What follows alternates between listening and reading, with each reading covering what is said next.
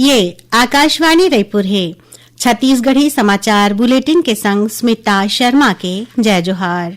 अब आप सुनो आज के प्रमुख समाचार। प्रदेश में आज ले शिशु संरक्षण माह मनाए जावत है। अभियान में 9 महीना ले 5 बछर तक के लइका मन ला विटामिन ए के खुराक दे जाही। प्रदेश कांग्रेस आज मनरेगा के नाव बदले जाए के और रसोई गैस सिलेंडर के कमी संग्रह दूसर मुद्दा ला लेके राजधानी में विरोध प्रदर्शन करीन। और मौसम विभाग अवैया 24 घंटा के दौरान एक दो जगह में हल्का वर्षा होए के या गरज चमक के संग छींटा पड़े के संभावना जताए है। अब समाचार विस्तार ले। प्रदेश में आज ले शिशु संरक्षण माह मनाया जावत है। 21 अप्रैल तक चलैया ये अभियान में 9 महीना ले 5 बछर तक के लइका मन ला विटामिन ए के खुराक दे जाही। उन्हें 6 महीना ले 5 बछर तक के लइका मन ला आयरन फोलिक एसिड सिरप पिलाए जाही। धमतरी जिला अस्पताल में शिशु संरक्षण माह की शुरुआत महापौर रामू रोहरा करीन। ये मौका में उमन अभिभावक मन ले लइका मन के नियमित टीकाकरण कराए के अपील करीन। उन्हें गौरेला पेंड्रा मरवाही जिला में शिशु संरक्षण माह के तहत लइका मन ला विटामिन ए और आयरन फोलिक एसिड सिरप के खुराक देगी। जिला टीकाकरण अधिकारी डॉक्टर के सोनिहा बताइन कि शिशु संरक्षण माह के उद्देश्य लइका मन के टीकाकरण और माता मन ला लइका मन के देखभाल पर जागरूक करना है। राज्य विधानसभा में आज शून्यकाल के दौरान मनरेगा के नाव बदल के जी राम जी करे जाए के मुद्दा गूंजीस। विपक्षी दल कांग्रेस एला लेके स्थगन प्रस्ताव लाइस। पूर्व मुख्यमंत्री भूपेश बघेल जी राम जी के तुलना में पहले के मनरेगा ला बेहतर बतावत स्थगन ऊपर चर्चा कराए के मांग करीन। जवाब में भाजपा विधायक अजय चंद्राकर कहिन कि सत्ता पक्ष के सदस्य मन पहले ले बता डरे हैं कि ओमन ये मुद्दा में चर्चा ऊपर भाग नहीं ली। ओमन कहिन कि सदन जनता के मंच है और एमा राजनीति ठीक नहीं है। एमा नेता प्रतिपक्ष डॉक्टर चरणदास महंत कहिन कि यह जनता ले जुड़े मुद्दा है और हमन एमा राजनीति नहीं करत हन। एकर बाद पक्ष विपक्ष के नोकझोंक के बीच आसंदी सदन के कार्यवाही ला 5 मिनट बर स्थगित कर दिन। कार्यवाही दोबारा शुरू होए के नेता प्रतिपक्ष डॉक्टर चरणदास महंत और कांग्रेस सदस्य कवासी लखमा के संगेच दूसर विपक्षी सदस्य मन फेर जी राम जी ऊपर चर्चा कराए के मांग करीन। यही बीच आसंदी विपक्ष के स्थगन प्रस्ताव ला अग्राह्य कर दीस। एकर बाद नाराज विपक्षी सदस्य मन आज पूरा दिन के कार्यवाही के बहिष्कार करत सदन ले बहिर्गमन कर दीन। सदन में आज प्रश्नकाल के दौरान विधायक अंबिका मरकाम धमतरी और कांकेर जिला में अवैध प्लॉटिंग के मामला उठाइन। ओमन जानना चाहिए कि बछर 2024 ले 31 जनवरी 2026 तक अवैध प्लॉटिंग के कतका शिकायत मिले है। जवाब में राजस्व मंत्री टंकराम वर्मा बताइन कि धमतरी में 3 और कांकेर में 5 शिकायत मिले है। ये मामला में जांच चलत है। 3 जन पटवारी मन के इंक्रीमेंट ला रोके गे है और कतकोन अधिकारी कर्मचारी मन ला नोटिस जारी करे गे है। मंत्री के जवाब ले असंतुष्ट विपक्ष मामला के जांच आर्थिक अपराध अन्वेषण ब्यूरो ईओडब्ल्यू ले कराए के मांग करत सदन ले बहिर्गमन कर दिन। प्रश्नकाल में आज कांग्रेस विधायक चातुरी नंदा अपन मूल प्रश्न ला बदले के आरोप लगाइन। ओमन कहिन कि उनकर मूल प्रश्न ला बदल दे गे है और एमा समय अवधि के उल्लेख नहीं रहीस। पूर्व मुख्यमंत्री भूपेश बघेल कहिन कि ये बहुत गंभीर विषय है। ओमन आसंदी विभाग के खिलाफ कार्रवाई करे के मांग करीन। एमा आसंदी कहिन कि प्रश्न में समय अवधि एकर सेती जोड़े गे है ताकि प्रश्न ग्राह्य हो सके। एकर बाद कांग्रेस सदस्य मन नाराबाजी करत सदन ले बहिर्गमन कर दीन।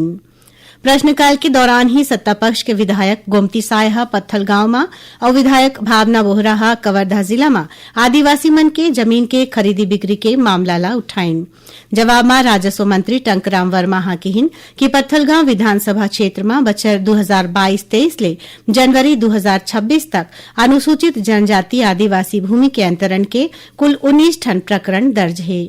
उन्हें विधायक भावना बोहरा के सवाल के जवाब देवत राजस्व मंत्री कहिन कि कोनो मेर भी आदिवासी मन के जमीन ला गलत तरीका ले बदले नहीं गे है।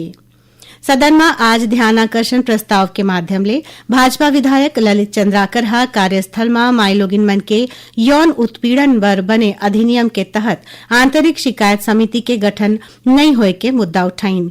जवाब में महिला और बाल विकास मंत्री लक्ष्मी रजवाड़े बताइन कि राज्य में 7,000 ले ज्यादा आंतरिक शिकायत समिति बनाए गए है और बांचे कार्यालय मन में एकर प्रक्रिया चलत है। छत्तीसगढ़ी समाचार बुलेटिन आप मन आकाशवाणी रायपुर ले सुनत हव। छत्तीसगढ़ के खबर ले है आपकी वास्ता और खबर के विश्वसनीयता ले है हमार वास्ता। आकाशवाणी समाचार रायपुर के प्रादेशिक समाचार बुलेटिन के संगे संग हमार समसामयिक कार्यक्रम आप रेडियो के संग अपन मोबाइल में घलो सुन सकत हो।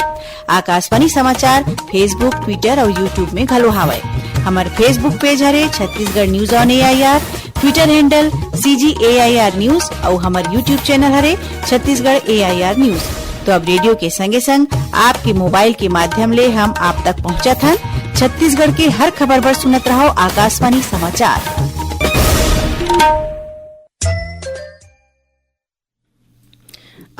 अब आगू बाढ़बो बाचे समाचार कोती। विधानसभा में आज राज्य सरकार हा छत्तीसगढ़ धर्म स्वातंत्र संशोधन विधेयक ला वापिस ले ले है।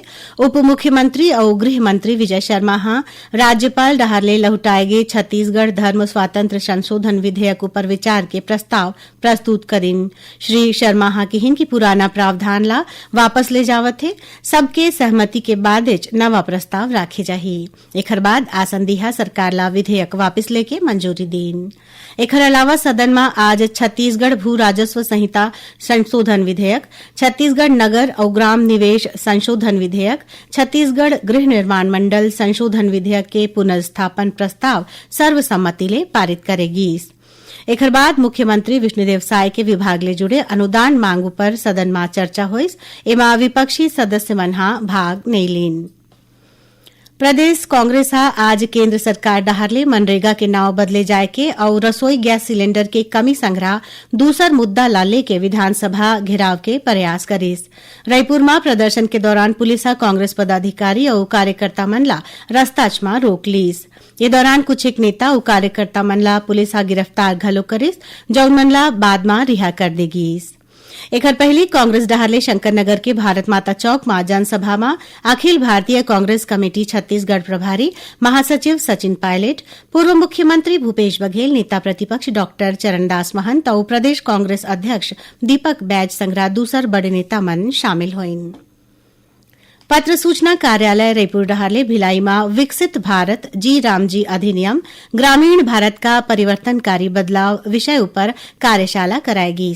कार्यशाला में मुख्य अतिथि के रूप में छत्तीसगढ़ राज्य औद्योगिक विकास निगम के अध्यक्ष राजीव अग्रवाल शामिल हुईन। ये मौका में श्री अग्रवाल हकीहिन कि विकसित भारत जी रामजी अधिनियम के परिकल्पना ग्रामीण भारत में बड़े परिवर्तन के नींव है। एमा 125 दिन के रोजगार के गारंटी दे गए है। मोहला, मानपुर, अंबागढ़ चौकी जिला में सुरक्षा बल हा सर्चिंग के दौरान हथियार और माओवादी सामग्री बरामद करे है। जिला के पुलिस अधीक्षक यशपाल सिंह हा पत्रकार मन संग होए चर्चा में बताइन कि औंधी थाना क्षेत्र के कोहोका टोला गांव के जंगल में माओवादी मन के मौजूदगी के सूचना में सुरक्षा बल के टीम हा सर्चिंग अभियान में निकले रहिस। यही दौरान माओवादी मन हा उहां ले भागिन। मौका ले सुरक्षा बल हा एक ठन इंसास राइफल, 15 नग जिंदा कारतूस और माओवादी जिनिस बरामद करिस।